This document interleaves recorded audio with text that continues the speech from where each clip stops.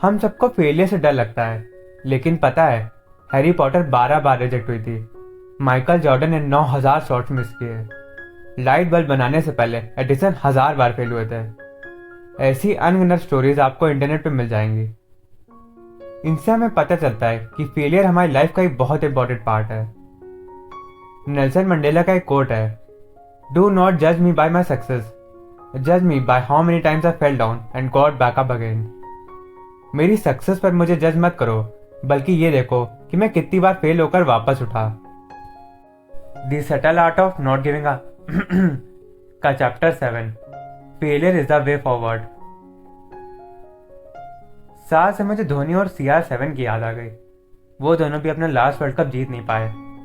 By the way, ये 7th video है series की, जिसमें हम subtle art of not giving up को चैप्टर बाय चैप्टर कवर कर रहे हैं।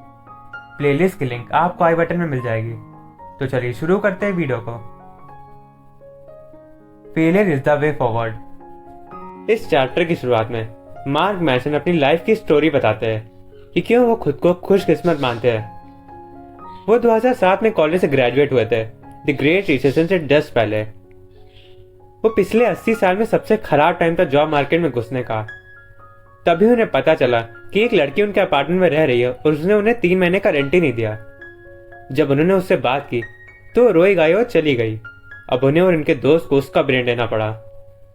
फिर उन्होंने अपने दोस्त के घर पे 6 महीने गुजारे और वो अलग अलग जॉब ट्राई करते रहे, किसी असली काम की तलाश में। वो अपने आप को किस्मत वाला मानते हैं, क्योंकि बड़े होते ही उनका सामना फेलियर से हुआ। नया बिजनेस स्टार्ट करते वक्त, करियर चेंज करते वक्त, जॉब चेंज करते वक्त यही डर रहता है कि कहीं हम फेल ना हो जाए। और फेलियर का एक्सपीरियंस मार्क मैनसन ने पहले ही कर लिया था, तो अब से चीजें बेटर होंगी। अब इससे बुरा क्या ही हो सकता है। जब आप अपने दोस्त के कॉज पर सो चुके हो, जब आपने 20 जगह रिज्यूमे डाला और कहीं एक्सेप्ट नहीं हुआ, जब आपको खाने के पैसे जुगाड़ने पड़ रहे, उस टाइम पर ब्लॉग स्टार्ट करना एक खतरनाक आइडिया नहीं था। माँ कहते कि ज्यादा से ज्यादा क्या होता, कोई मेरी पोस्ट ना पढ़ता, इसमें मेरा कोई नुकसान थोड़ी था, मैं वापस वहीं आ जाता जहां मैंने स्टार्ट किया था। तो क्यों ना ट्राई किया जाए। और याद रखना, ये जियो से पहले का टाइम था। फेलियर एक रिलेटिव कॉन्सेप्ट है। अगर मार्क एक कम्युनिस्ट होते तो 2007 से 2008 का टाइम उनके लिए बहुत सक्सेसफुल होता, चाहे इस टाइम वो फाइनेंशियली स्ट्रगल ही क्यों ना कर रहे हो। लेकिन बाकी लोगों की तरह उस टाइम पैसा उनके लिए मेन वैल्यू था, तो उस हिसाब से वो एक बहुत बड़े फेलियर थे। मार्क एक अमीर घर में पैदा हुए थे। उनकी फैमिली पैसे का यूज करके प्रॉब्लम्स को अवॉइड करती थी, ना कि सॉल्व। मार्क खुशकिस्मत थे क्योंकि उन्हें बचपन से ही पता था कि पैसा ही सब कुछ नहीं होता।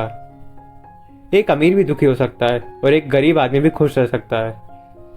तो पैसे को देखकर अपनी वैल्यू ना निकालो। पैसे की जगह मार्क फ्रीडम और अपने हिसाब से जिंदगी जीने को वैल्यू करते हैं। मार्क को हमेशा से ही एंटरप्रेन्योर बनना बड़ा अच्छा लगता था, क्योंकि इसमें आप अपनी मर्जी के मालिक होते हो, आपका कोई बॉस नहीं होता।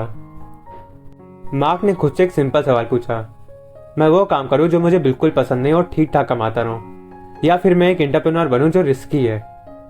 उन्होंने दूसरा रास्ता चूज किया। फिर उन्होंने एक और सवाल पूछा, अगर मैं उसमें फेल हो गया और मुझे वापस से जॉब करनी पड़ी तो मेरा कोई नुकसान तो नहीं होगा ना। इसका भी जवाब था नो। जैसे अभी वो 22 साल के बेरोजगार है, तब वो 25 साल के बेरोजगार हो जाएंगे, क्या ही फर्क पड़ता है। इसके बाद इनकी वैल्यूज चेंज हो गई। अब प्रोजेक्ट को पूरा ना कर पाना इनके लिए फेलियर हो गया, ना कि पैसे ना होना या दोस्त के घर पर रुकना। बहुत कल ही मार्क मैसन की बात, अब पिकासो की बात करते हैं। एक बार पाब्लो पिकासो एक कैफे में बैठे हुए थे और नैपकिन पर ऐसे कुछ भी ड्रॉ कर रहे थे, जैसे हम नहीं करते थे जब टीचर पढ़ा रहा हो तो क्लास के आखिरी सीट पर बैठकर कॉपी के पीछे कुछ भी बना रहे। लेकिन हमारी ड्राइंग और पिकासो की ड्राइंग में बहुत अंतर है, जमीन आसमान का अंतर है। तो पिकासो ऐसे ही कुछ भी बना रहे थे। जैसे उन्होंने अपनी कॉपी खत्म की और नैपकिन को मोड़ कर फेंकने ही वाले थे, तभी एक लड़की उनके पास आकर बोली, क्या आप मुझे वो नैपकिन दे सकते हैं? मैं उसके पैसे दे दूंगी। पिकासो ने कहा, ठीक है, $20,000। ये सुनकर वो लड़की हैरान रह गई। उसने कहा, लेकिन आपने तो सिर्फ 2 मिनट में बना दिया। नहीं मैम, मुझे इसे बनाने में 60 साल लग गए। उन्होंने चुपचाप नैपकिन जेब में रखा और चल दिए।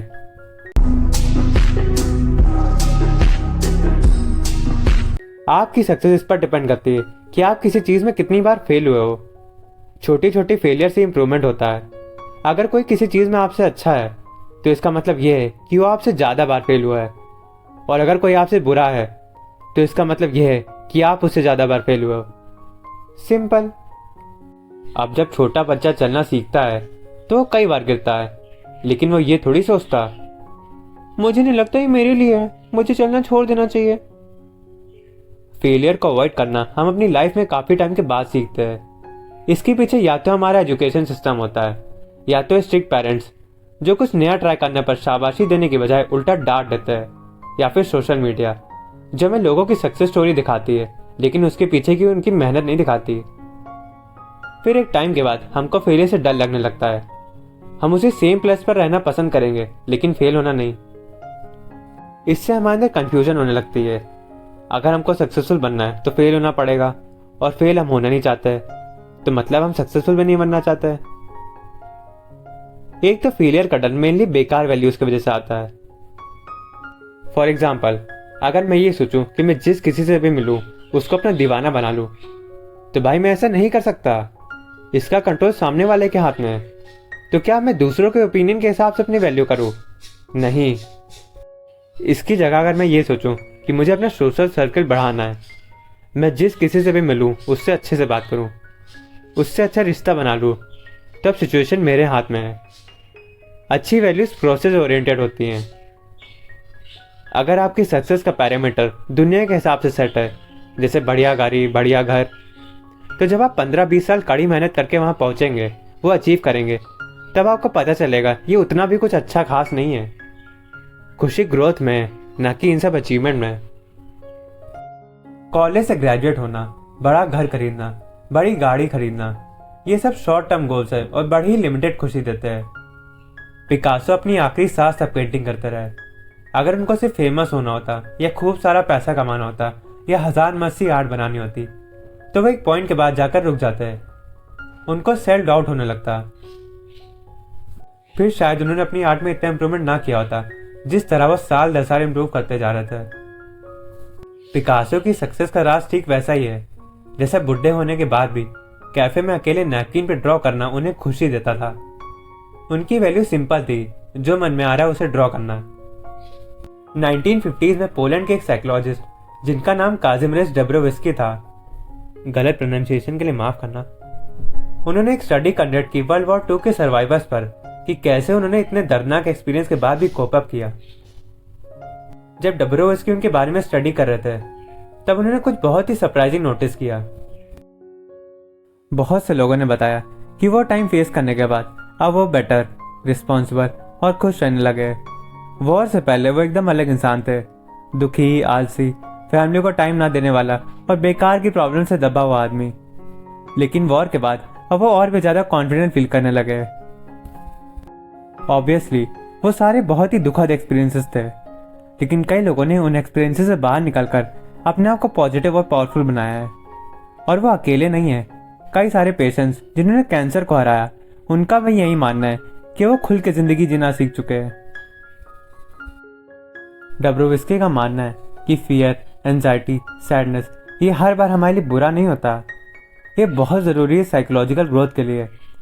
बड़े झटके लगने के बाद ही हम देखते कि गलती कहाँ की थी। गाड़ी से ठुकने के बाद ही हमें पता चलता है कि हमारी साइकिल का ब्रेक खराब था। Pain is a part of process. बहुत ज़रूरी है पेन को फील करना। माँ को बहुत ज़्यादा सोशल एंजाइटी थी। किसी भी स्ट्रेंजर से बात करना उनके लिए बहुत मुश्किल था, और अगर स्ट्रेंजर एक सुंदर लड़की हो तब तो इम्पॉसिबल ही समझो। उन्हें लगता था कि अगर वो किसी ऐसे स्ट्रेंजर से बात करेंगे तो वो लड़की उन्हें क्रीप ना समझ ले। एक मिनट, ऐसे तो मैं सोचता हूँ। तो क्या मुझे सोशल एंजाइटी है? इसको इंट्रोवर्ट नहीं कहते। भाई जल्दी से पेज पलट, इसका आंसर दे कि करना क्या है। माँ कहते हैं कर दो बस, आगे की मत सोचो। ए अमन, स्कूटी निकाल। अब मार्क वापस अपनी लाइफ पर आ जाते हैं। 2008 में 6 हफ्ते जॉब करने के बाद मार्क ने वो जॉब छोड़ दी और ऑनलाइन बिजनेस स्टार्ट किया। उस टाइम उन्हें बिल्कुल भी आइडिया नहीं था कि वो क्या कर रहा है, लेकिन उन्होंने ये फिगर आउट कर लिया था कि अगर वो इसमें फेल भी हो गए तब भी वो अपने टर्म्स पर काम कर रहे होंगे। जॉब छोड़ने के बाद जब अगली सुबह उनकी आंखें खुली तब उन्हें डर का एहसास हुआ। वो लैपटॉप लेकर बैठे थे और उन्होंने ये रियलाइज़ किया कि उनकी लाइफ के सारे डिसीजन की रिस्पॉन्सिबिलिटी उनकी खुद की है और आगे जो भी हुआ वो भी उनकी जिम्मेदारी होगी। अब सब उनके कंधों पर है। उनको अपने मैथ्स टीचर की कही एक बात याद आई, if you are stuck on a problem don't sit there and think about it, just start working on it. Even if you don't know what you are doing, the simple art of working on it will eventually cause the right ideas to show up in your head। अगर आप किसी problem में फंसे हो तो बस बैठ कर उसके बारे में मत सोचो, बल्कि उस पर काम करो। चाहे आपको ना पता हो कि आप क्या कर रहे हो, लेकिन उस पर काम करने से आपको उसको सॉल्व करने के आइडियाज आ जाएंगे। जब भी मार्क कहीं फंसते हैं तो वो यही बात याद करते हैं। उस स्ट्रगल के टाइम पर मार्क ने एक बहुत इंपॉर्टेंट चीज सीखी। जानना चाहोगे तो वीडियो को लाइक और चैनल को सब्सक्राइब करो। पहले कर दिया, विश्वास कर रहा हूं तो लो सुनो। Action is not just the effect of motivation, it's also cause of it. Motivation की वजह से हम काम नहीं करते, बल्कि कई बार काम करने से भी मोटिवेशन मिलता है। हम में से ज़्यादातर लोग तभी काम करते हैं जब हम मोटिवेटेड फील करते हैं, लेकिन काम करने से भी मोटिवेशन मिलता है। अगर आप अपनी लाइफ में कुछ बड़ा करने के लिए मोटिवेटेड नहीं हो तो कुछ भी करो, कुछ भी, धीरे धीरे अपने आप मोटिवेशन आता जाएगा।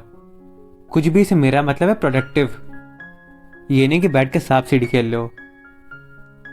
यार देखो, इस चैनल की शुरुआत भी तो ऐसे ही हुई थी। जब मैंने अपनी पहली वीडियो बनाई थी एटॉमिक हैबिट वाली, उससे पहले ज़्यादा कुछ सोचा थोड़ी था। इनफैक्ट उस टाइम तो मेरे सेमेस्टर चल रहे थे। पहली वीडियो बनाने के बाद मुझे अच्छा लगा तो दूसरी बनाई, फिर तीसरी, और ये आज तक चलता जा रहा है। वीडियो बनाने में अलग ही मज़ा आता है, और जब ये वीडियो अपलोड होगी तब शायद मेरे सेमेस्टर चल रहे होंगे। एक मिनट, मेरे एग्ज़ाम की डेट क्या है? ओए अमन, अपने सेमेस्टर कब से स्टार्ट है? और मार्क ने सीखा कि अगर आपको कुछ भी बड़ा करना हो तो उसको छोटे छोटे पार्ट्स में डिवाइड कर दो। जैसे एक बार उनको पूरी वेबसाइट डिज़ाइन करनी थी, उनका मन नहीं कर रहा था, लेकिन उन्होंने खुद से बोला अभी मैं सिर्फ हेडर बनाऊंगा। एंड गेस व्हाट, हेडर बनाने के बाद एक एक करके उन्होंने पूरी वेबसाइट ही कंप्लीट कर दी। यही सेम चीज़ एटॉमिक हैबिट्स में भी कही गई है। इस बुक में बताया गया है कि कैसे हम बुरी आदत की जगह अच्छी आदत डाल सकते हैं। लिंक आई बटन में होगा। एक नॉवलिस्ट थे जो 70 से ज़्यादा नॉवेल्स लिख चुके थे। किसी ने उनसे पूछा कि आप इतने कंसिस्टेंट कैसे रहते हो, कौन सी चीज़ आपको मोटिवेट करती है? इस पर वो बोले और दिन 200 वर्ड्स बस। इसके पीछे मेन आइडिया था कि एक बार बस लिखने बैठ जाओ, फिर हजारों वर्ड्स कब लिख जाते पता ही नहीं चलता। मार्क इसे डू समथिंग प्रिंसिपल बुलाते हैं। जब हम इस प्रिंसिपल को फॉलो करेंगे तो फेलियर हमारे लिए कोई मायने नहीं रखेगा। हमारी सक्सेस बस इस पर डिपेंड करेगी कि वो काम हम कर रहे हैं। तब हमें फेलियर से कोई डर नहीं लगेगा और फेलियर ही हमको आगे बढ़ाएगी। तो इसी के साथ इस वीडियो का यहीं समापन करते हैं। अगर आपको ये वीडियो पसंद आई हो तो वीडियो को लाइक और चैनल को सब्सक्राइब कर सकते हो। Atomic habits, 48 laws of power, ikigai, power of a subconscious mind, ऐसी बहुत सारी बुक्स की समरीज आपको मेरे चैनल पर मिल जाएगी, देखना ज़रूर।